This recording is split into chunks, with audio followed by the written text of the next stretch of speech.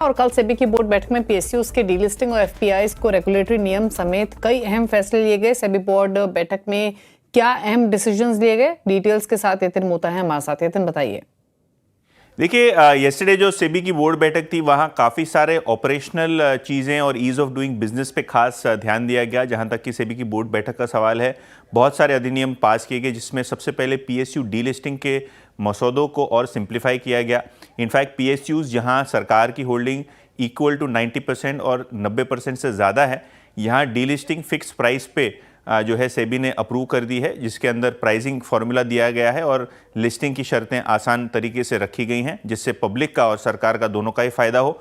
इसके अलावा क्यूआईपी और राइट्स इशू में डॉक्यूमेंटेशन जो होता है, जो रिस्क फैक्टर्स होते हैं, जो प्रमोटर डिस्क्लोजर होते हैं, इन डिस्क्लोजर्स को और भी सरल बनाया गया है, इनको सिंप्लीफाई किया गया है। तो यहाँ क्यूआईपी का जो डॉक्यूमेंटेशन होता है इसको कम कर दिया गया है। इसके अलावा सरकारी सिक्योरिटीज़ यानी G-Secs में जो एक्सक्लूसिवली इन्वेस्ट करते हैं एफआईआईज, जिनको GS-FIs की टर्मिनोलॉजी दी है सेबी ने, उनके लिए केवाईसी नॉर्म्स में छूट दी गई है। इनफैक्ट आरबीआई जो डॉक्यूमेंटेशन करती है उसी तर्ज पे सेबी भी अब इन एफपीआईज का डॉक्यूमेंटेशन और केवाईसी करेगी, जो एक्सक्लूसिवली केवल गवर्नमेंट सिक्योरिटीज़ में डील करती हैं। और इसके अलावा जो कस्टोडियंस होते हैं स्टॉक एक्सचेंजेस के, इनको भी किस तरीके से डी बंडल किया जाए, इसके लिए हाई पावर कमेटी सेबी ने गठित की है।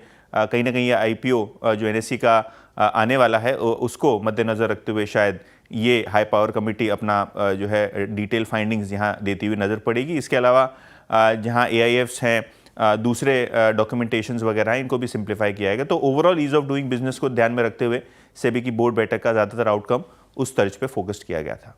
ओके, शुक्रिया आपका इतनी डिटेल्स बताने के लिए। तो इंपॉर्टेंट डिसीजन सेबी की बोर्ड मीट में कल शाम लिए गए, लेकिन मार्केट डेज लो पर ट्रेड कर रहा है और मिड कैप से प्रेशर और एक्सटेंड होते हुए, और पॉकेट्स देखेंगे तो सरकारी बैंक हो, आईटी हो, सबसे ज्यादा दबाव के साथ ही ट्रेड कर रहे हैं। मिड कैप इंडेक्स 1.5-2% नीचे इस समय कारोबार कर रहा है, तो यहाँ पर भी नुकसान है। अच्छा, एक आईटी से एक स्टॉक पे राय ले लेते हैं। साइंट 4-4.5% के नुकसान के साथ ये ट्रेड कर रहा है दिन के लोअर लेवल्स पर। आईटी हालांकि इंडेक्स देखेंगे तो दिन के लोअर लेवल से थोड़ा संभला जरूर है, लेकिन अभी भी प्रेशर में है।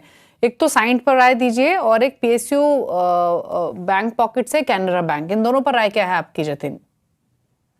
देखिए, साइंट में डेफिनेटली आज के ट्रेडिंग सेशन में जो प्राइस एक्शन है वो एक वीकनेस दर्शाता है। शॉर्ट टर्म मूविंग एवरेजेस के नीचे जाके ट्रेड कर रहा है, तो डेफिनेटली वीकनेस तो है।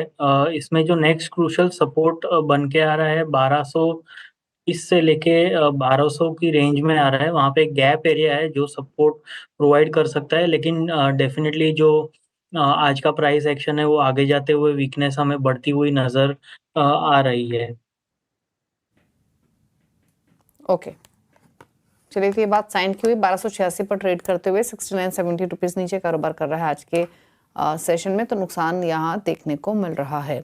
लेकिन चलिए आगे बढ़ेंगे, खिलाड़ी नंबर 1 का अपडेट लेकर आते हैं। और जो मुकाबला चल रहा है 5 पैसा कैपिटल के सचिन गुप्ता, जेएम फाइनेंशियल के तेजस शाह और एसएसजे फाइनेंस एंड सिक्योरिटीज के विरल छेदा के बीच में। लीड विरल ही कर रहे हैं, 13% ज्यादा के रिटर्न इनके पोर्टफोलियो दे रहा है। 2.5% के रिटर्न सचिन गुप्ता का पोर्टफोलियो दे रहा है, और साथ ही तेजस का पोर्टफोलियो -5.37% के रिटर्न लैंड कर रहा है। तो ये रहा पूरा अपडेट। इसी के साथ एक ब्रेक के उस पर आप देखें नोवा कंपनी में आज हम बातचीत करेंगे मार्को लाइन्स पेवमेंट टेक्नोलॉजी के फाउंडर और CFO विजय ओसवाल से। एक ब्रेक के बाद नमस्कार।